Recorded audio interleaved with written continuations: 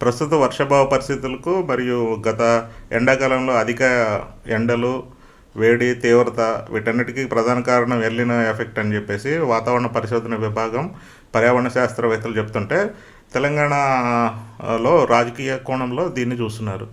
ఈ కరువుకి అసలు కారకులు ఎవరు? కాంగ్రెసా అని చెప్పేసి టీఆర్ఎస్ పార్టీ అంటుంటే, టీఆర్ఎస్ అని చెప్పేసి కాంగ్రెస్ అంటుంది. ముందు అసలు ఇది మన జగదీష్ రెడ్డి గారు మాట్లాడుతూ కాళేశ్వరం ప్రాజెక్టు గేట్లు కూలిపోయిన గేట్లు మరమ్మతు చేయకుండా, నీరుని ప్రజలకు వదలకుండా కృత్రిమ కరువును రేవంత్ రెడ్డి గారు క్రియేట్ చేస్తున్నారు తెలంగాణలో. అందువల్ల రైతులు తీవ్రంగా నష్టపోతున్నారని చెప్పేసి తీవ్ర వ్యాఖ్యలు చేశారు. ఎందుకంటే ఆయన ప్రభుత్వంలో ఆయన కరువు రావాలని అసలు ఎందుకు కోరుకుంటాడు రేవంత్ రెడ్డి గారు? ఒకవేళ ఈయన వాదనలు చూస్తే, ఎందుకంటే దాని ఆయకట్టు కాళేశ్వరం ప్రాజెక్టు యొక్క ఆయకట్టు అది నిన్న కాక మొన్న కట్టిన ప్రాజెక్టు. దాని కింద అసలు ఎన్ని ఎకరాలు సాగు అవుతున్నాయి, తెలంగాణ మొత్తానికి అది నీరు అందిస్తున్నట్టు జగదీశ్వర్ రెడ్డి గారు అతిశయోక్తిగా మాట్లాడుతున్నారు అనమాట.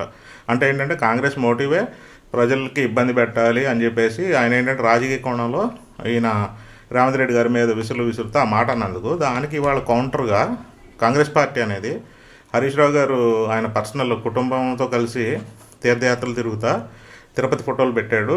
తిరుపతి ఫోటోల తర్వాత ఆయన పర్యటన శివమొగ్గ, కర్ణాటకలో ఉన్న శివమొగ్గ, తిరుచిరాపల్లి, తమిళనాడులో ఉన్న తిరుచిరాపల్లికి వెళ్ళాడు. ఇక్కడ ఏంటంటే క్షుద్ర పూజలు చేస్తున్నాడు. వర్షాలు పడకూడదు, తెలంగాణ ప్రజలు అవస్థపడాలా, రైతులు ఇబ్బందులు పడాలా, పంటలు పండకూడదు అని చెప్పేసి ప్రజలు సర్వనాశనం అవ్వాలని చెప్పేసి క్షుద్ర పూజలు చేస్తున్నాడు. అందుకే ఆ పర్యటన వివరాలు గోప్యంగా ఉంచాడు హరీష్ రావు అని చెప్పేసి అద్దంకి దయాగారు, పిసిసి చీఫ్ మహేష్ గౌడ్ గారు తీవ్ర వ్యాఖ్యలు చేస్తున్నారు.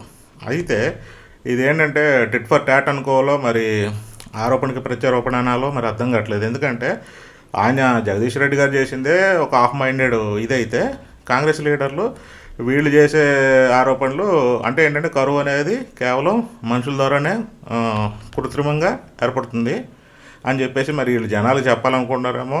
టీఆర్ఎస్ వాళ్ళు కాంగ్రెస్ని అంటున్నారు, కాంగ్రెస్ వాళ్ళు ఏమో టీఆర్ఎస్ని ఇప్పుడు ప్రజెంట్ బీఆర్ఎస్ని బదనాం చేసుకుంటున్నారు.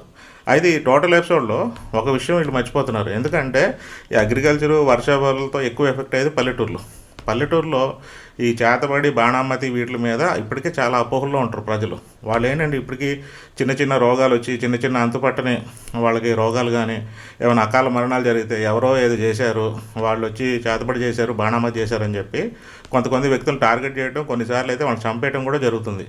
మరి వీళ్ళు ఆ సిద్ధాంతాలని ప్రజల్లో ఇంకా బలపరచాలనుకుంటున్నారా ఈ భావం తీసుకెళ్ళి? లేకపోతే వాళ్ళకున్నటువంటి అవగాహనని, వాళ్ళకున్నటువంటి నమ్మకాలని, మూఢనమ్మకాలని వీళ్ళు రాజకీయంగా మలుచుకొని అది వెళ్ళి బీఆర్ఎస్ మీద ఎఫెక్ట్ పడాలని చెప్పి మరి కాంగ్రెస్ వాళ్ళు దీన్ని భావిస్తున్నారో అర్థం కావట్లేదు.